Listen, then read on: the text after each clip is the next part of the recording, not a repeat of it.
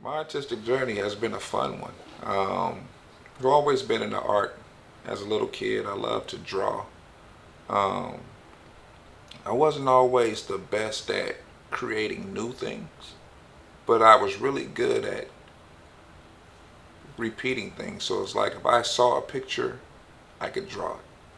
Went from me drawing pictures to doing poetry and writing raps with my friends. So it went from me drawing pictures physically to painting pictures mentally with words and basically putting things together so well with words that you can visualize them. So that was my new art for the time being. And later on through life, it took one more change. And it went from me drawing my drawing with clippers. And I think this is the final form. So, as a barber, I'm sure you have had your fair share of strange or weird requests. Does any come to mind right now that you can tell us about? Um, the weirdest request I had received was a person came in and they wanted a haircut, almost like what you would describe as like a bold cut, like back in the 90s where people used to have like the high top fade, but there was no blend. It just went from bald to hair. And the person requested that. And I was like, so you don't want me to blend it at all? They was like, no, don't blend it, don't blend it. I was like, oh, okay. I said, well, I have a request too. And they said, what? I said, don't tell anybody I did this. When did you first realize you had the talent, and what made you decide to pursue it? Cool. I didn't know I had the talent initially. I just knew I wanted to save some money. I was spending about $200 a month between me and my two sons at the time, keeping our haircut. You go in, get a haircut, you tip the barber. The next week we come in, you want to straighten up the line.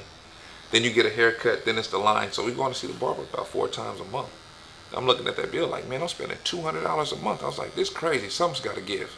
So I decided to buy some clippers and just started giving us a same length haircut all over. Some would call that a Caesar. I put the one guard on and just shave our head all the way down and line it up the best I could. Um, and that was really the whole idea of it from the beginning, was just to save money.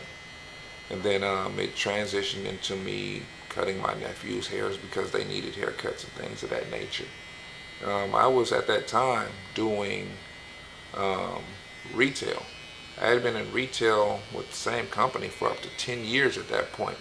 But I also realized that I had worked my way up into a management position, that I didn't want to go any further up that corporate ladder. I didn't like the politics of it. Um, and then it was demanding on my time. You're on salary, so now you're not getting paid for overtime. And my kids were growing up and they were realizing that certain things, certain events and family events, that I wasn't there. And I didn't necessarily like that. So I started looking into seeing, okay, well, what can I do that's going to allow me to make a comparable amount of money, but also have the flexibility to be a better parent? So then I looked at barbering and I was like, well, you know what? I'm pretty good at cutting my boys' hair. Barbers make a decent amount of money. They get to make their own schedule. I think this could be something that I can do. Um, there's a lot more to barbering than people realize. And I was one of those people that didn't realize how much it required until I went to barber college. Some people say you don't need barber college. Yes, you do. There's things that you'll learn there that you won't learn in the shop, even though you can go through an apprentice program. But in regards to the history of barbering and where it comes from, going back into um, Africa, where the first surgeons were basically barbers because they were the ones that were skilled with the razors.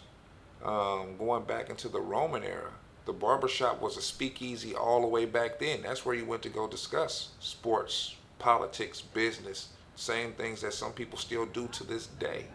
It goes all the way back to then.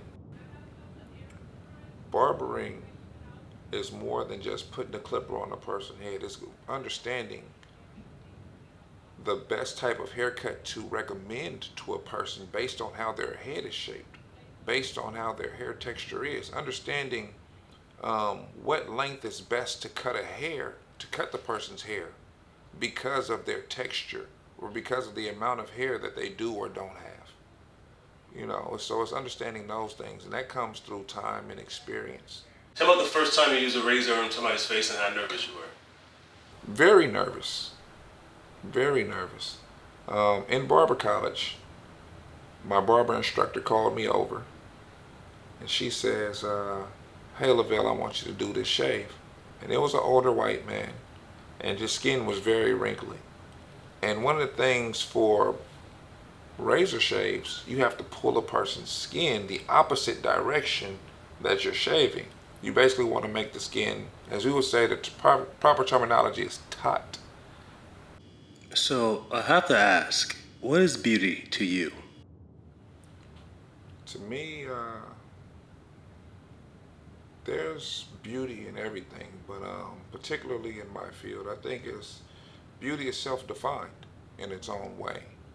Um, Beauty could be the way the person carries themselves, sees themselves, and more so than not, that's really where I come in the picture, is where a person sees themselves. Um, I try to find the most beautiful representation, help a person find the most beautiful representation for themselves. Sometimes I have people that come in and they know what that is. Some people have no idea, and I help them find it. So, and then that in itself is also a beautiful experience. Okay, so my follow up question is, if beauty is truly in the eye of the beholder, does that make you the beholder of beauty? I am.